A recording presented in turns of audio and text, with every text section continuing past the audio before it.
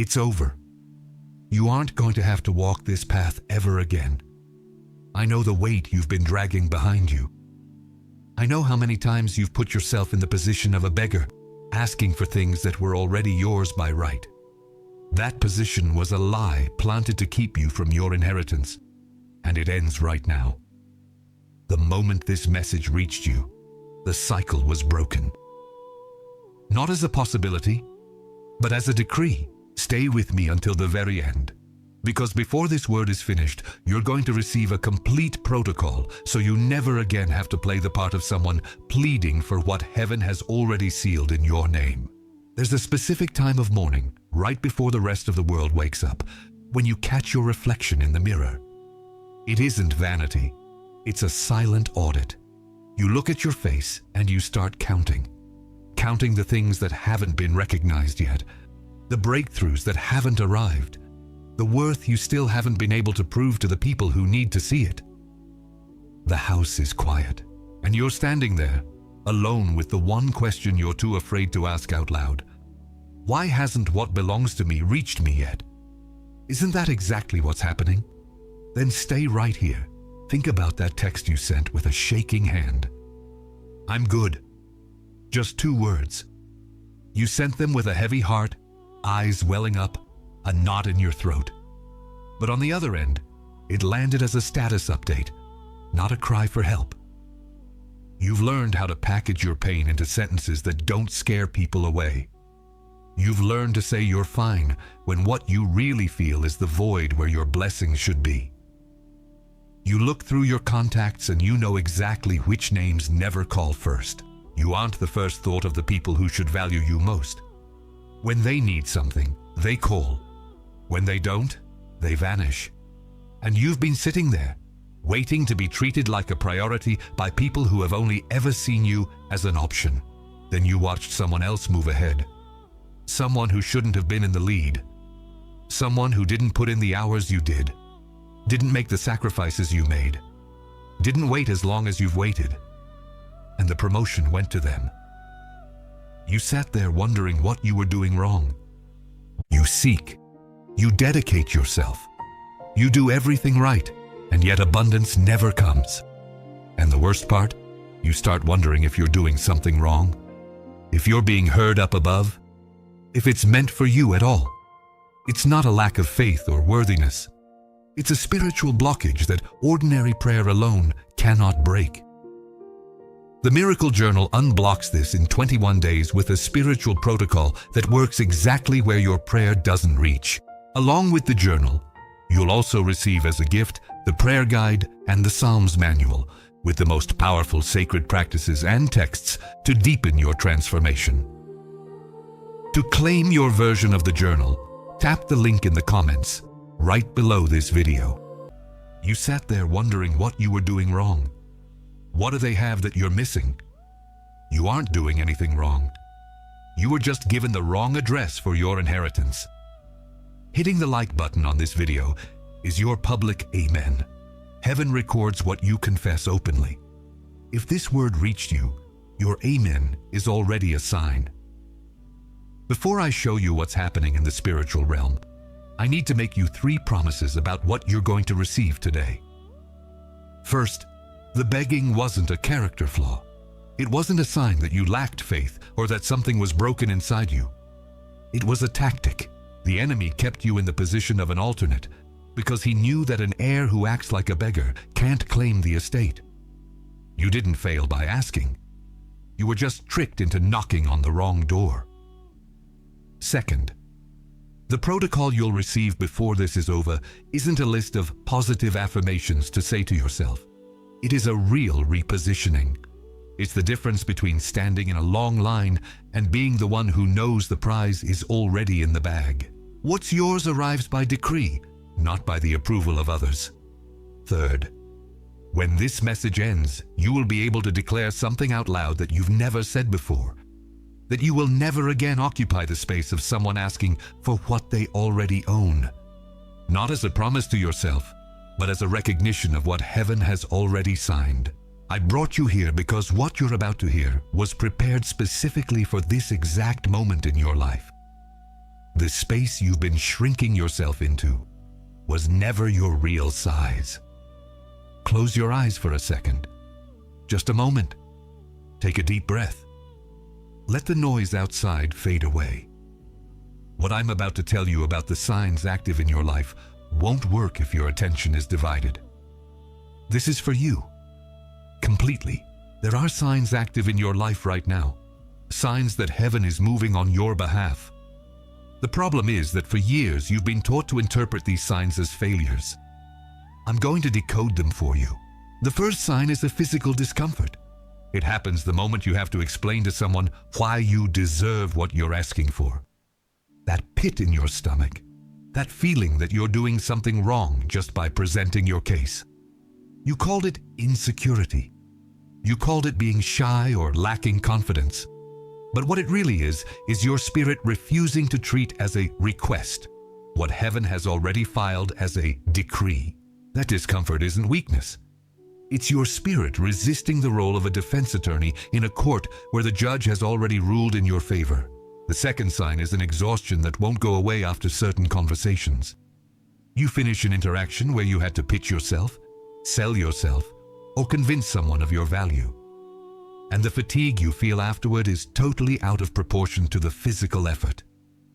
You called it being an introvert or being drained.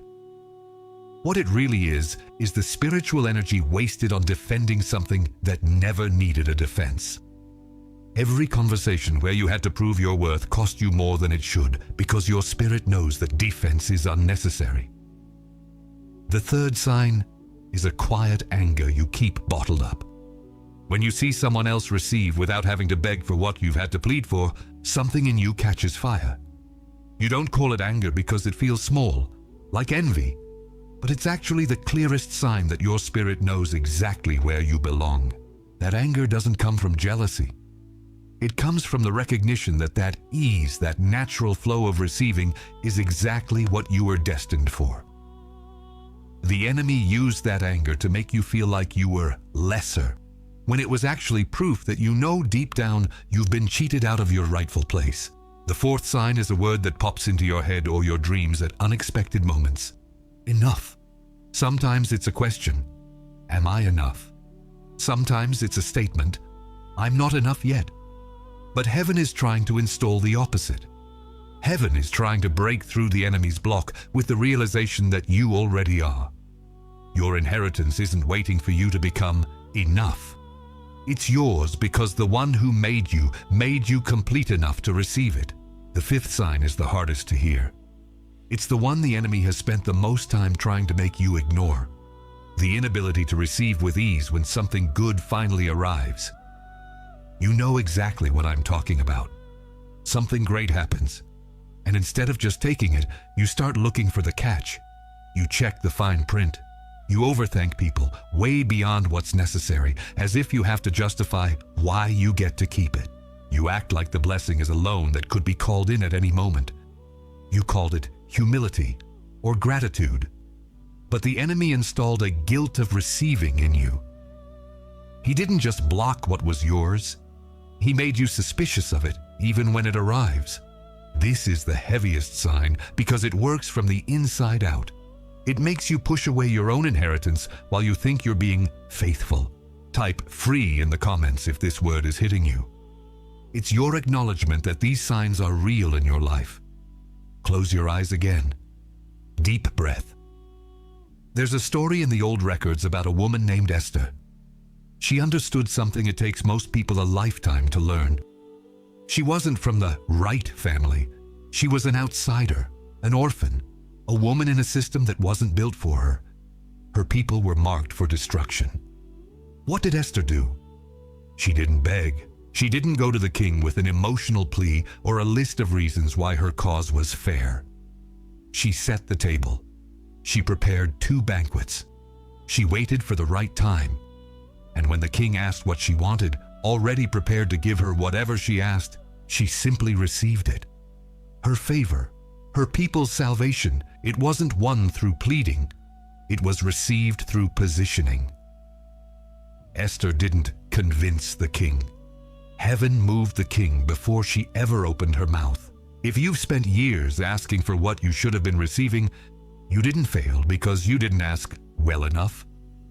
You failed to trust that heaven was already moving the pieces before a single word left your lips. Think about gold in a furnace. Gold doesn't have to convince the fire of its value. It doesn't enter the crucible arguing that it's real or proving it deserves to survive. The fire simply burns away everything that isn't gold. And what remains proves what was always true. The fire didn't create the gold, it only revealed it. You've been through the fire, not once but many times. Situations that should have burned you up, people who tested you, circumstances that should have consumed you, and yet you're still here. What the fire didn't destroy didn't survive by luck. The fire only confirmed what heaven knew about you before the heat was even turned on. Whether you see yourself more in Esther or in the gold, tell me in the comments. Which image hit home for you today? Let me stop for a full minute. I need to be very direct about what you've been through. You spent real time seeking approval from people who had zero spiritual authority to give it to you. Not because you were naive, but because the enemy pointed your search for validation toward doors that were never meant for you. The source was always somewhere else, but you were sent to the wrong address.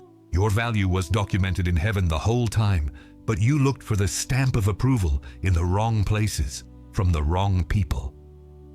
And when they didn't give you the recognition you deserved, you thought it meant you weren't valuable. Being ignored or overlooked wasn't a sign of rejection. It was a sign of spiritual misdirection. Heaven wasn't rejecting you. The enemy was just making you knock on doors that didn't have your name on them. You've arrived here exhausted. That's the truth. But you arrived whole. What the fire couldn't touch is exactly what heaven is going to use now.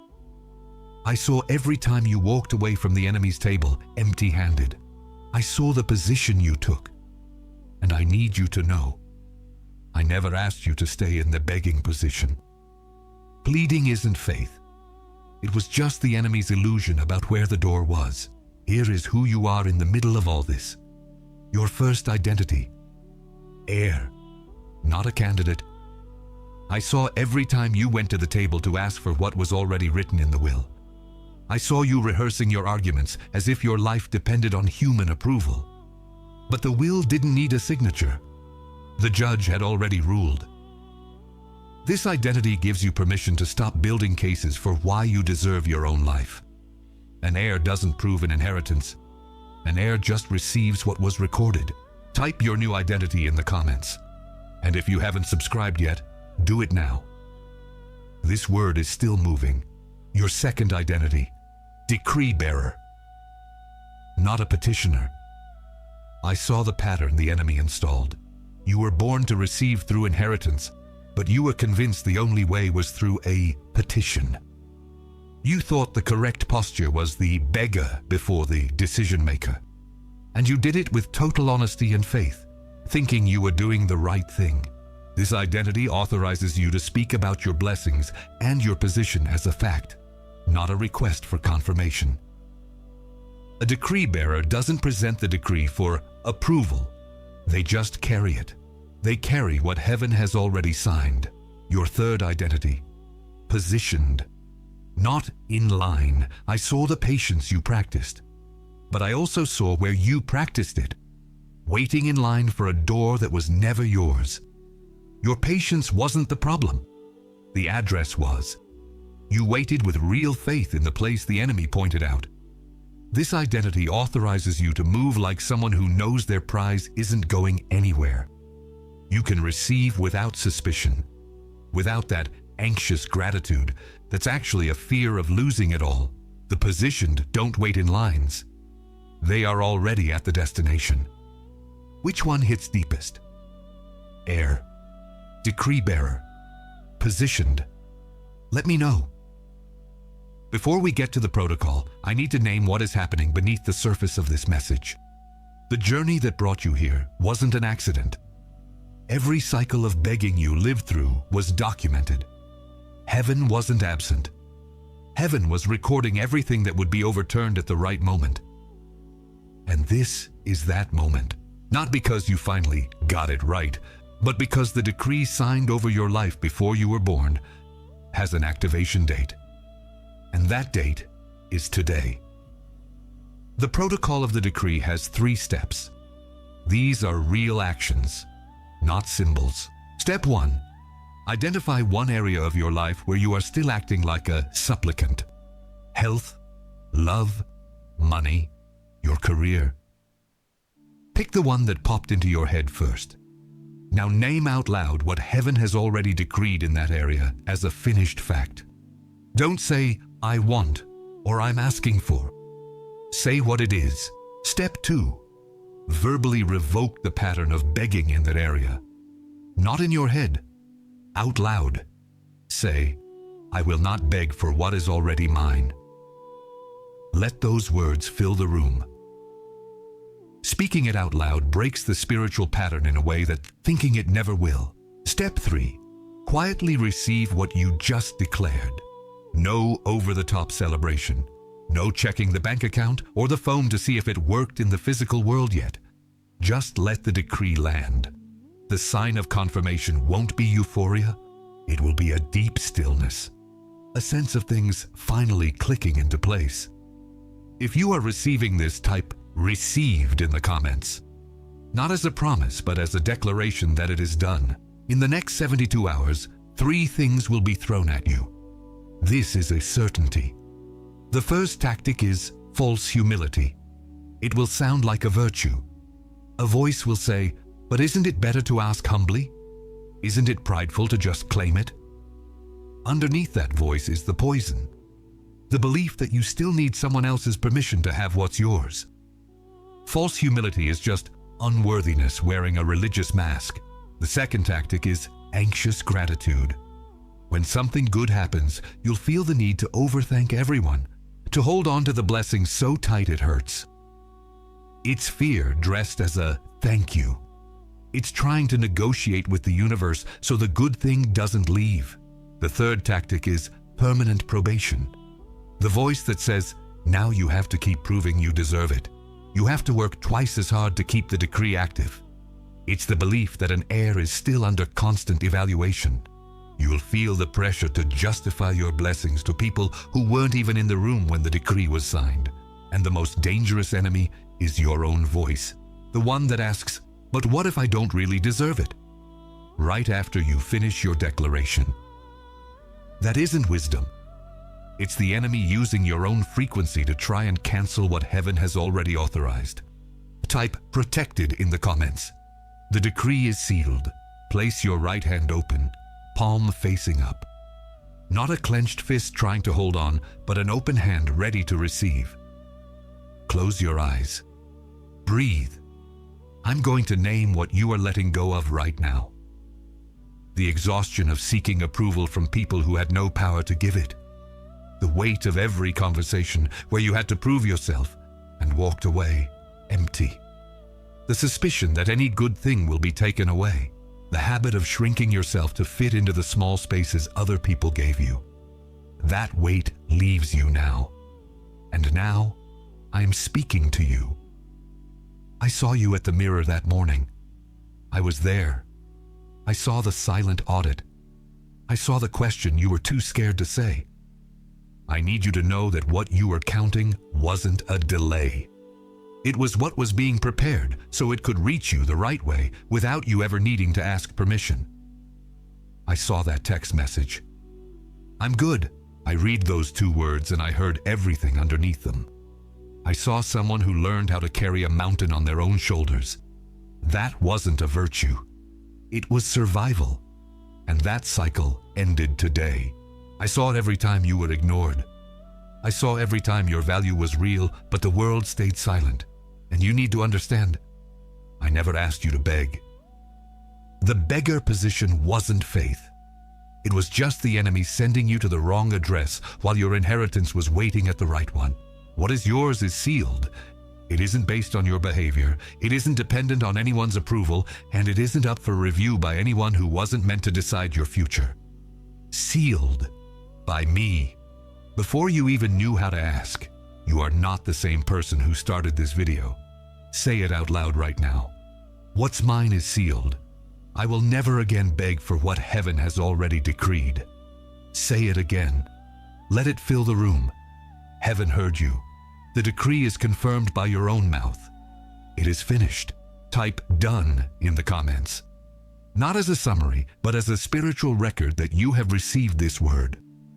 Think of one person you know who is still playing the beggar for what is already theirs. Send this to them today. Don't write a long message, just send it. Let the word go where it needs to go. The next video that appears for you was prepared for what comes next. This message opened the door. The next one shows you what to do now that you're on the other side. You are not who you used to be. You seek. You dedicate yourself. You do everything right, and yet abundance never comes. And the worst part, you start wondering if you're doing something wrong, if you're being heard up above, if it's meant for you at all. It's not a lack of faith or worthiness. It's a spiritual blockage that ordinary prayer alone cannot break. The Miracle Journal unblocks this in 21 days with a spiritual protocol that works exactly where your prayer doesn't reach. Along with the journal, you'll also receive as a gift the prayer guide and the Psalms manual with the most powerful sacred practices and texts to deepen your transformation. To claim your version of the journal, tap the link in the comments right below this video.